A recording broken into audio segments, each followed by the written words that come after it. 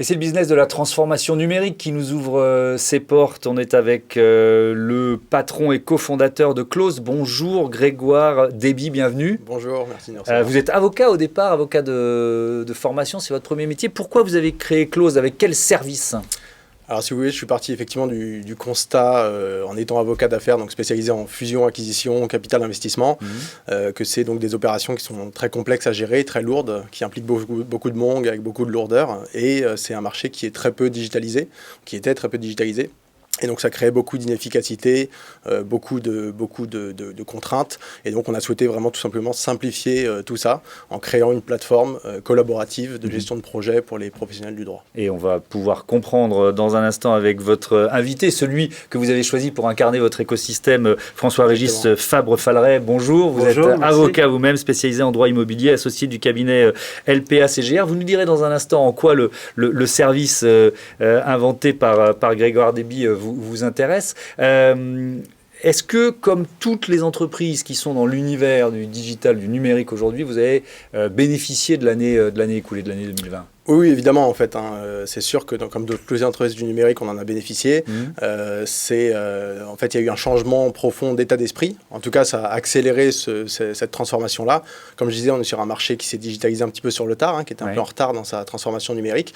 Et donc là, clairement, nous, ça a accéléré notre business. Et aujourd'hui, les professionnels du droit ont pris conscience de la nécessité de se digitaliser pour répondre mieux aux besoins de leurs clients. Et avant, les réticences que vous rencontriez, même si vous disiez, moi-même je suis avocat, j'ai créé ce service parce que j'en avais besoin, c'était quoi les réticences que vous pouviez rencontrer ? On est sur un marché qui est à la base assez traditionnel, c'est un marché de sachants, avec des professions réglementées, donc à la base un peu plus de barrières à l'entrée, et donc des savoir-faire, des expertises qui existent depuis très longtemps, qui ont été sécurisées depuis très longtemps.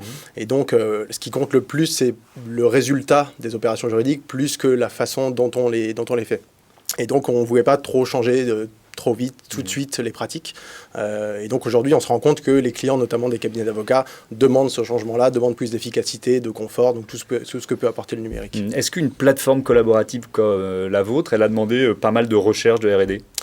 Ça a demandé beaucoup d'itérations, beaucoup de travail en partenariat avec nos clients. On récolte beaucoup de retours, on leur propose des fonctionnalités, on récolte leurs retours, on les améliore. C'est vraiment un outil métier, il n'y a pas d'intelligence artificielle ou quoi que ce soit. C'est vraiment un outil métier où le but, c'est de coordonner parfaitement des fonctionnalités de base dont ils ont besoin. Donc c'est sûr que ça demande beaucoup de travail en amont. Alors, François-Régis Fabre-Falleret, qu'est-ce que ça change ? Pourquoi vous avez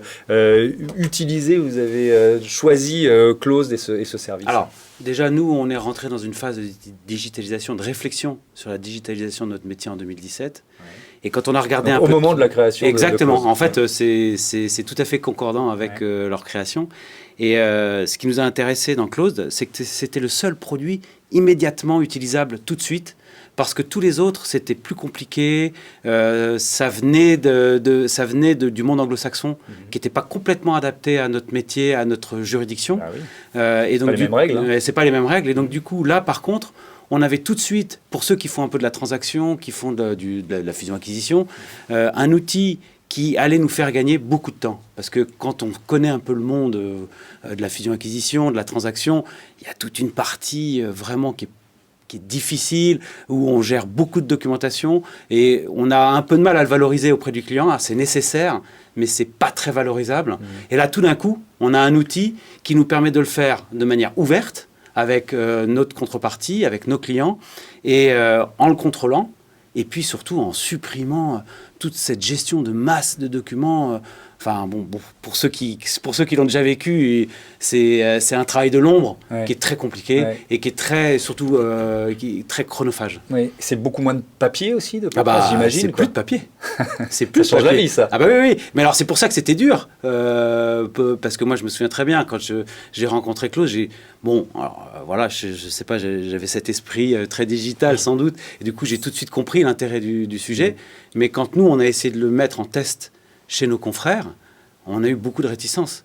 Parce que c'était nouveau, parce que les avocats, ils veulent contrôler.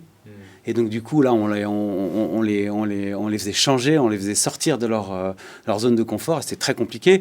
Et puis, on ne va pas le dire trop fort, mais merci Covid, parce que ça les a obligés à se jeter dans la digitalisation de manière forcée. Et aujourd'hui, c'est un succès, hein, Close. Hein. Oui. C'est un succès. À quel point c'est un succès? C'est-à-dire, vous êtes sur une croissance à quoi? À 2 chiffres Oui, 3 chiffres. 3 chiffres. Et on a commencé en 2020 notre internationalisation. Donc aujourd'hui, on a des clients en France, donc cabinet d'avocats, direction juridique d'entreprise, fonds d'investissement, banque d'affaires.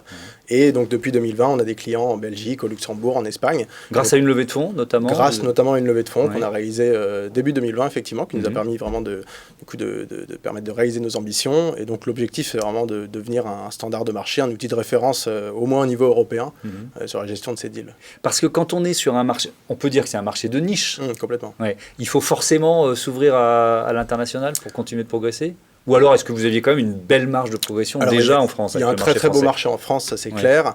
Mais l'avantage de Close, en fait, c'est que c'est un outil qui gère du process. On n'apporte pas de l'information juridique ou des choses qui sont très franco-françaises, c'est du process. Et donc la façon dont une opération d'acquisition d'entreprise, par exemple, est réalisée en France ou au Royaume-Uni, il y a effectivement des différences, mais globalement, ça se passe à peu près de la même façon. Donc on a la possibilité de s'internationaliser assez rapidement, sans trop toucher au produit. Ouais. Est-ce qu'il y a dans votre écosystème un frein, un boulet, quelque chose dont vous voudriez vous débarrasser là, si vous aviez une baguette magique? Jusqu'ici, effectivement, c'était les mentalités, hein, comme je disais, un marché assez traditionnel qui s'est digitalisé sur le tard. Mais donc, grâce au Covid, ce verrou un peu a sauté. Et aujourd'hui, tout le monde a pris conscience de ça. Et c'est un challenge qui est hyper intéressant aussi pour nous de digitaliser un marché avec des utilisateurs qui ne sont pas très forcément habitués au logiciel, à l'Internet, etc. Ils ne comprennent pas tout quand vous arrivez la première fois et que vous leur expliquez ce que vous allez faire? Ils comprennent parfaitement le concept et les bénéfices. Qui veulent l'utiliser. En revanche, après, il faut accompagner, il faut former, voilà.